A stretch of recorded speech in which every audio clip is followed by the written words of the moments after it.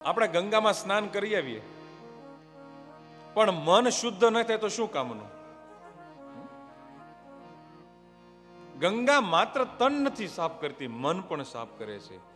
શિવજીની જે ભૌતિક ગંગા છે એ મારું ને તમારું તન સાફ કરે છે, અને શિવજીની જ્ઞાન ગંગા છે એ મન સાફ કરે છે. ગંગા નાયા જમુના નાયા, નાયા નિર્મળ નીરમા.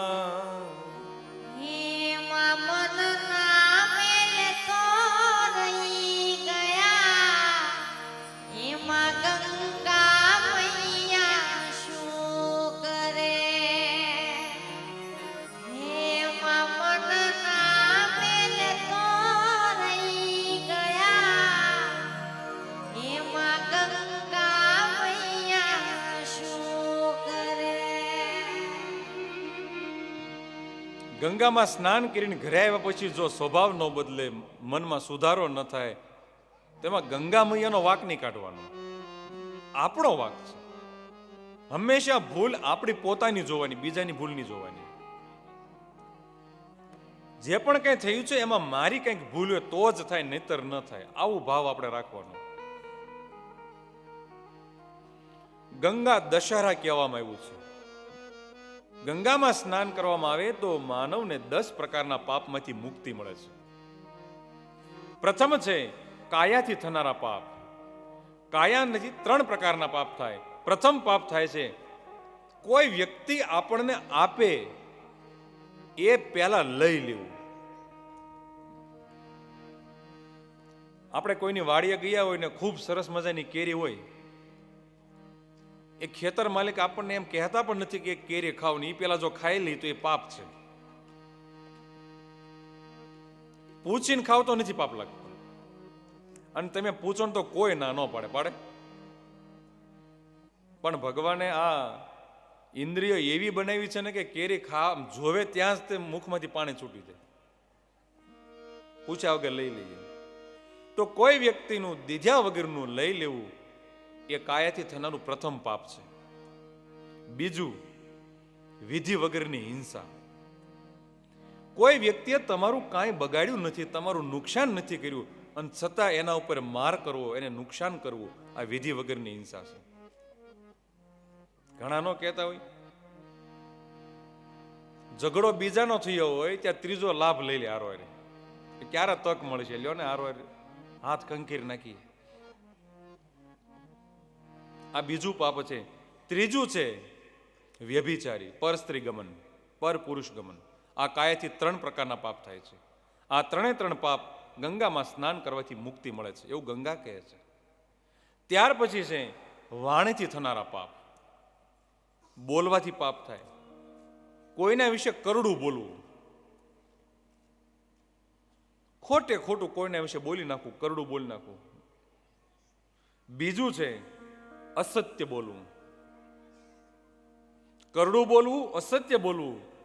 અને ત્રીજું છે ચાળી ખાવું. એનો અર્થ એમ છે કે જાણતા હોવા છતાં કોઈને કહેવું નહીં.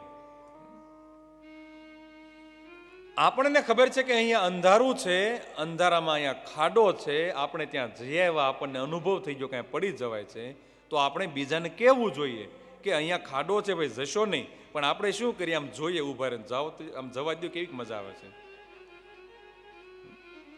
ઘણા અનુભવ કર્યો હોય, જવા તો દો, હમણાં ખબર પડશે શું થાય છે એમ. તો આ પાપ છે. જાણીએ છીએ તો બીજાને કહેવું જોઈએ કે ભાઈ ત્યાં જવા જેવું નથી. અને અમુક તો જાણી જોઈને જ મોકલે, જાઓ ને બહુ સારું છે, જાઓ કે ત્યાં. આવું ન કરવું જોઈએ. અને ચોથું છે સંબંધ વગરનો બકવાસ કરવો. 2 વ્યક્તિઓ વાતચીત કરે છે, એ આપણને વિષય ખબર નથી શું છે શું નહીં, અને આપણે ત્યાં જઈને શરૂ કરી દઈએ, આ સંબંધ વગરનો બકવાસ કહેવાય. અને એવું આપણને બહુ ટેવ છે એવી. તો આ વાણીથી થનારા પાપ છે 4 પ્રકારના. પ્રથમ પાપ થયા કાયાથી 3, વાણીથી 4, અને ત્યાર પછી મનથી થનારા પાપ છે. મનથી પાપ થાય છે એમાં પહેલું છે બીજાના દ્રવ્યની આશા રાખવી. બેન કોઈના ગળામાં સારું એવું કંઈક જોઈ ગયા હોય પહેરેલું, તો આપણને એમ થાય કે આ મારે પહેરવું છે, લેવું છે, થાય ને એવું. ભાઈએ કોઈના ખિસ્સામાં પૈસાનું બંડલ જોઈ જાય હોય તો આના પૈસા કેમ મારા ખિસ્સામાં આવે.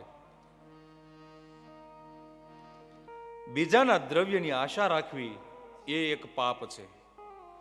બીજું છે અનિષ્ટની આશંકાઓ કરવી, અનિષ્ટ વિચારવું.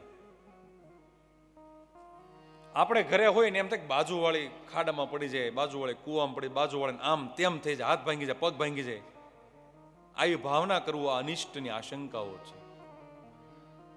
કોઈના વિશે મનમાં પણ ખરાબ વિચારવું નહીં, ક્યારેય નહીં.